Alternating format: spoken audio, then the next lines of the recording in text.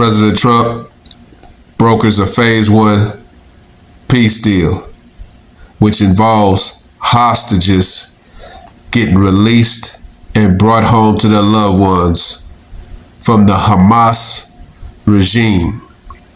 He also says that the deal would not have happened if it wasn't for tariffs.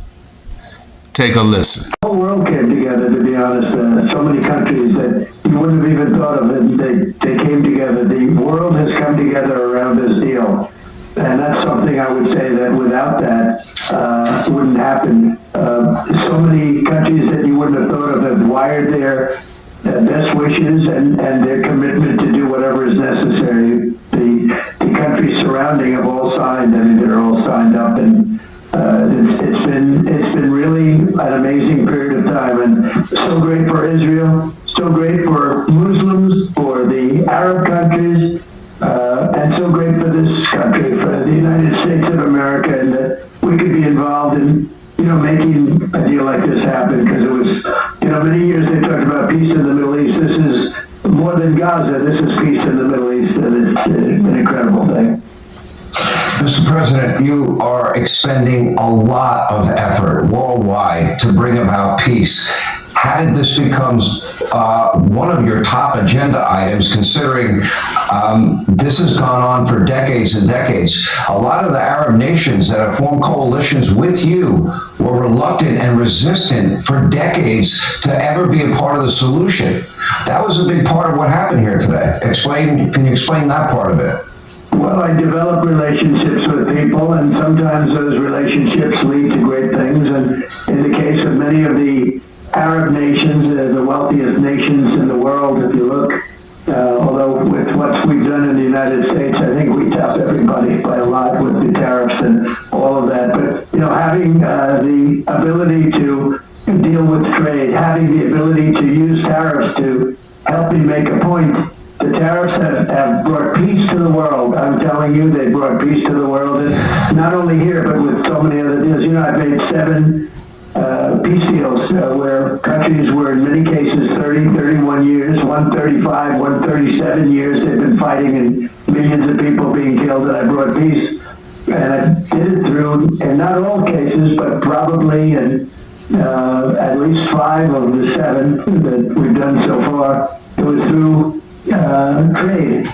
That we're not going to deal with people that fight. We're not going to deal, and we're going to put tariffs on you. We're not going to let you deal in the United States. We'll put tariffs on you. And without that, without the tariffs, I mean, far more than even the money that we're taking in, which is trillions of dollars, essentially trillions of dollars. Far much more importantly, it gives you a tremendous road to peace, and the saving of millions of lives, just millions and millions of lives. And you look at India and Pakistan, I said, well, we're not going to do business with either of you if you don't put it together. These are 2 nuclear nations that were, 7 planes were shot down, as you know, and they were really at it. They were going at it, and I said, we're not going to do any business with you. We're not going to have anything to do with you. We're going to put massive tariffs on you, in both cases, and they said, well, we got to start talking about this. This is tremendous amounts of money and power we're dealing with. And within 24 hours, I had a peace deal. They stopped the fighting.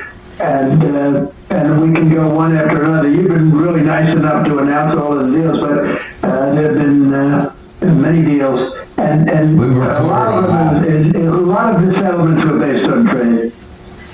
Mr. President, I actually hope the Supreme Court is listening to you right now, because I think you are making a very critical argument, as this very issue will go before the United States Supreme Court, and that is, I would argue that tariffs are critical to your role as Commander-in-Chief. Your constitutional authority is based in it, and it would cripple your ability to fully defend the country. Mr. President, I think there's a misunderstanding understanding among some about a question I asked you when we were together in Alaska, and that is about the Trump doctrine. I think people don't really understand the Trump doctrine. I totally agree with you. We should never have forever wars anymore. I think military technology is changing that before our eyes. But more importantly, some people seem to interpret that as that you will not use the military. But yet in your first term, you wiped out the ISIS caliphate. You took out Soleimani on that tarmac. You took out Baghdadi and associates. You dropped the mother of all bombs on Afghanistan. And here in your second term, you gave Iran 50 days to achieve a peace deal. They did not do so. And then you said they could not have nuclear weapons. Then you did something that nobody thought would happen, and you took out their nuclear sites. How impactful was that decision, do you believe, in this deal being possible today? Well, Iran was about 1 month, maybe 2 months away from having a nuclear weapon. And if I allowed that to happen, this deal would not have been possible, or if it was, it would have a tremendous cloud over it, because you have a country with a nuclear weapon that was not obviously very friendly, and the power of nuclear weapons is something that we shouldn't even be talking about. It's so massive. And so by doing that, we now have something where actually Iran and a number of people have been talking about a deal, but it's a very much different Iran. And frankly, we've had some very good conversations. And as you saw, they blessed the deal. They put out a few hours ago a statement that they agree with the deal and they bless the deal. That's a tremendous thing. I believe if they had a nuclear weapon, there would be a whole different. Even if we made the deal, it would have a very dark cloud over it because of what could potentially happen. So now there are no dark clouds. We're going to have peace. And by the way, I believe Iran's going to be actually a part of the whole peace situation. But countries that frankly didn't get along, they're all involved. And it's brought the whole world together. It's amazing. I've never seen anything. It's so good for Israel. I spoke to Bibi Netanyahu just a little while ago. He called. He said, "I can't believe it." He said, "Everybody's liking me now," I think, meaning him. Mm-hmm. He said, and I said, "They're more importantly, they're loving Israel again."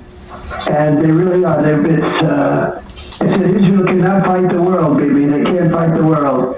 And he understands that very well. So it's amazing the way it's all come together. And it's a beautiful picture. I don't know if it could ever happen again. Getting the people to stop fighting in the Middle East is not an easy task, because death and destruction is a normal way of life in that country, in that region. This is a great day for the people in the Middle East and the United States of America. Thank God for Donald Trump and his leadership and the leadership of Benjamin Netanyahu to be able to broker peace in the Middle East, which was something that most people would have thought would happen. Let me know what you guys think. Like, comment, subscribe. Follow God, not culture.